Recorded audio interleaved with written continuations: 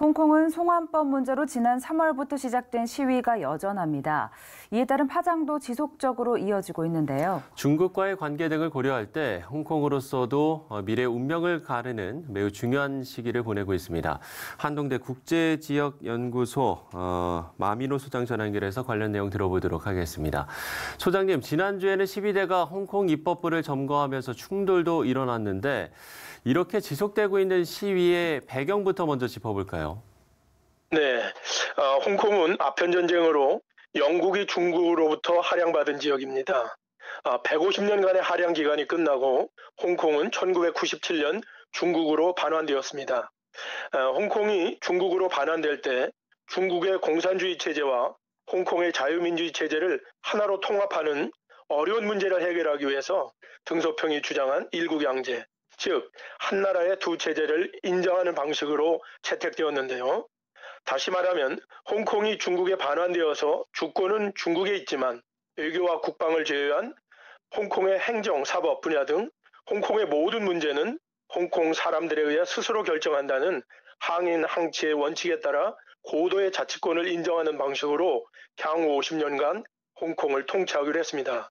그러나 중국의 입장에서는 그간 계속적으로 중국에 유리한 방식으로 홍콩을 관리하려는 시도들을 해왔습니다.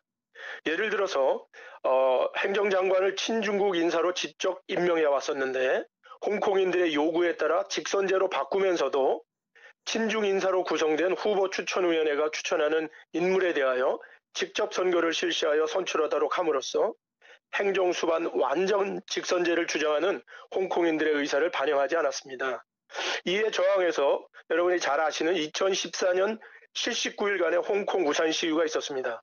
게다가 올해 3월에는 범죄인 인도 및 형사사법 공조법안, 일명 범죄인 인도법을 통과시키려고 하다가 홍콩 시민들의 대대적인 저항에 부딪히게 된 것입니다.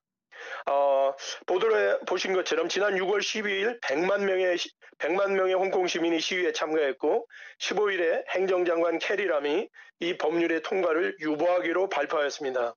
그리고 6월 16일에는 200만 명이 시위에 참석했다고 보도되고 있습니다.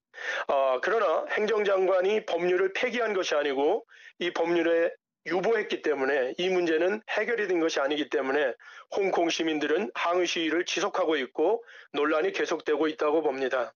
결국 홍콩에서의 일국양제라는 독특한 시도가 다시 한번 시험대에 올랐다고 볼 수 있겠죠.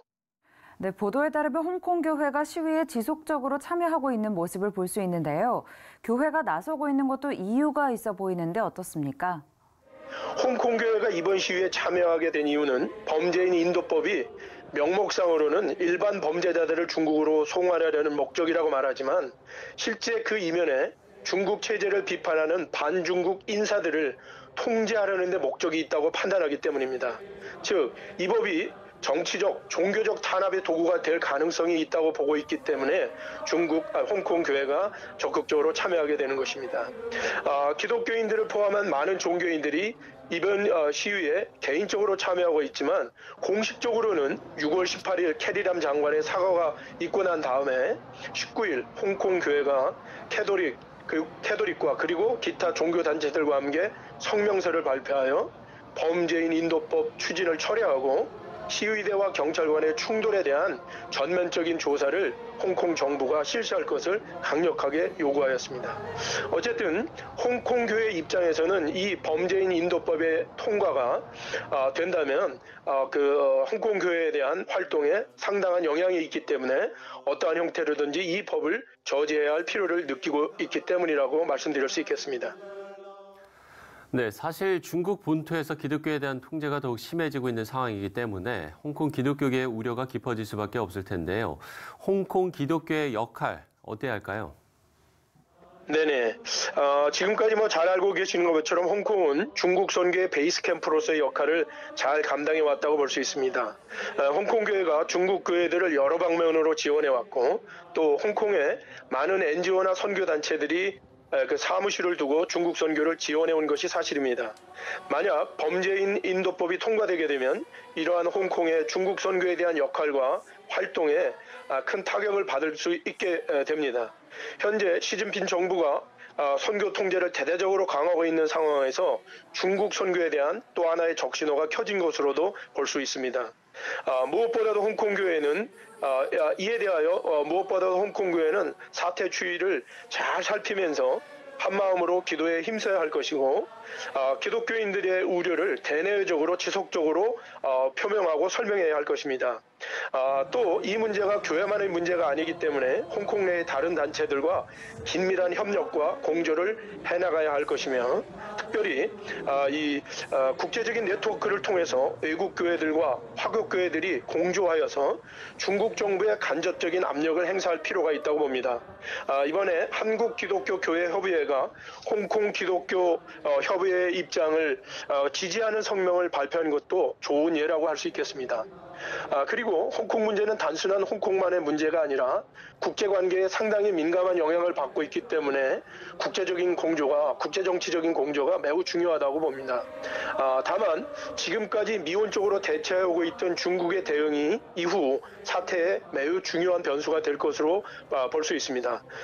그러나 2014년 우산 시위 때와는 달리 현재 미중 무역 마찰 등 중국의 국제사회의 입장이 이번 사태에 너무 강경하게 대응하기 어려울 수도 있다고 보는 그런 긍정적인 관점이 있을 수 있고요.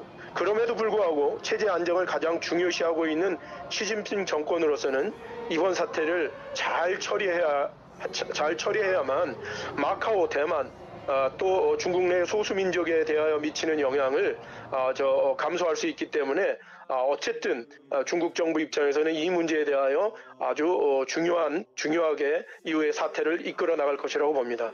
어쨌든 홍콩 교회가 이러한 대내적인 상황을 잘 파악하고 지혜롭게 기도하면서 그 대책을 마련해야 할 것이라고 봅니다. 네, 자유민주주의를 지키기 위한 홍콩의 노력에 국제사회의 지지가 커지고 있는 만큼 시험대에 놓인 홍콩의 체제 문제가 가장 선한 방향으로 해결될 수 있기를 기도합니다. 예, 한동대학교 국제지역연구소 마미로 소장과 이야기 나눠봤습니다.